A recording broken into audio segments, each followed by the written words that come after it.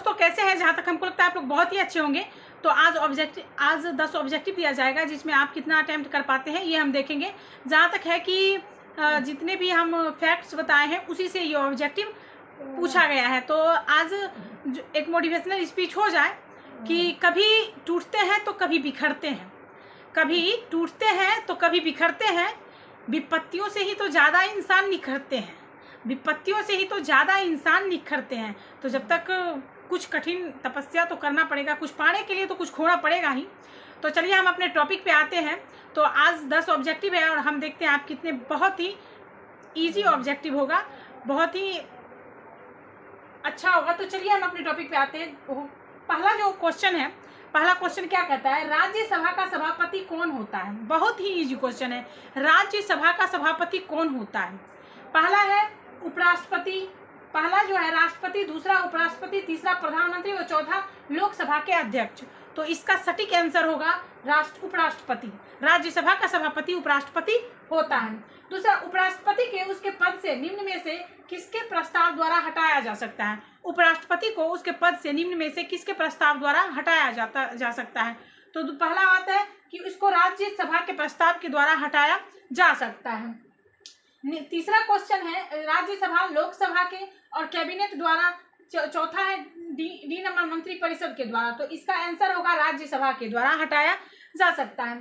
तीसरा है निम्न में से किसकी नियुक्ति भारत के राष्ट्रपति द्वारा की जाती है? भारत के राष्ट्रपति के द्वारा निम्न में से, तीसरा क्वेश्चन है कि निम्न में से किसकी नियुक्ति भारत के राष्ट्रपति द्वारा की जा सकती है? वित्त आयोग के अध्यक्ष की नियुक्ति, योजना आयोग के उपाध्यक्ष की नियुक्ति, संघ राज्य क्षेत्र के मुख्यमंत्री की नियुक्ति। तो भारत के उपराष्ट्रपति की भारत निम्न में से किसकी नियुक्ति भारत के राष्ट्रपति के द्वारा किया जाता है? तो वित्त आयोग के अध्यक्ष की नियुक्ति। वित्त आयोग के अध्यक्ष पीएम होते हैं, तो इनकी नियुक्ति राष्ट्रपति के द्वारा किए जाते हैं। चौथा क्वेश्चन है कि भारत संसद का संयुक्त अधिवेशन निम्न में से कौन एक बुलाता है? भारत में जो संसद का संयुक्त अधिवेशन होता है तो वो कौन बुलाता है? तो राष्ट्रपति, दूसरा है उपराष्ट्रपति, तीसरा प्रधानमंत्री और चौथा लोकसभा के अध्यक्ष।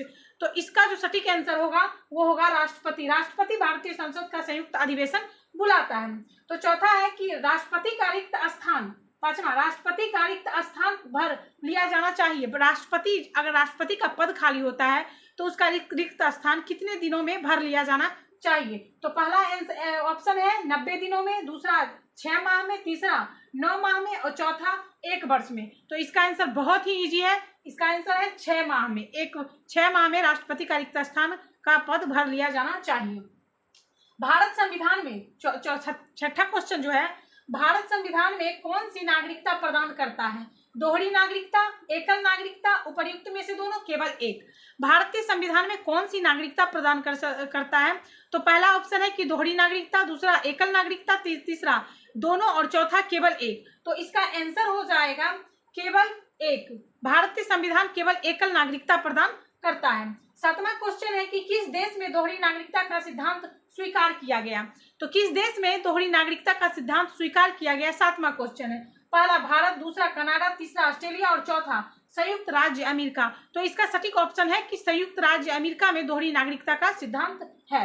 नागरिकता संशोधन कानून कब पारित किया गया? तो 8वां क्वेश्चन है कि नागरिकता संशोधन कानून कब पारित किया गया? 11 दिसंबर 2018, 11 दिसंबर 2019, 12 दिसंबर 2019 और 13 दिसंबर 2019। तो इसका सटीक ऑप्शन होगा कि 11 दिसंबर 2019 को नागरिकता संशोधन कानून पारित किया गया। नागरिकता संशोधन कानून पारित 11 दिसंबर 2019 को किया गया। तो आप क्वेश्चन जो है, आप वीडियो रोक के जब तक क्वेश्चन का सही आंसर नहीं पता चले तब तक आप नहीं दीजिएगा। तो इसका तब तक आप रिप्लाई दे दीजिएगा।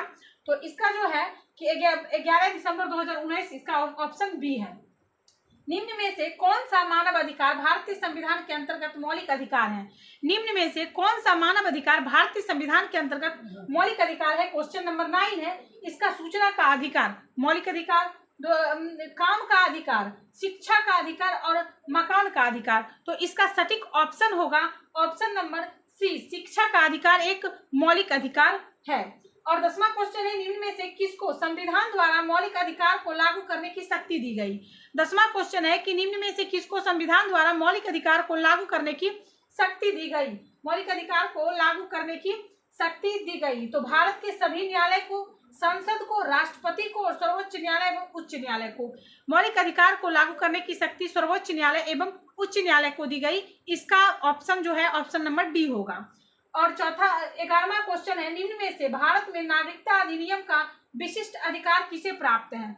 ये क्वेश्चन आप जरूर कमेंट बॉक्स में इसका आंसर दीजिएगा। तो इसका हम ऑप्शन बता देते हैं। पहला का न्यायालय, दूसरा उपराष्ट्रपति, तीसरा लोकसभा, चौथा केंद्रीय सरकार और पांचवा ई नंबर राज्य सरकार होगा।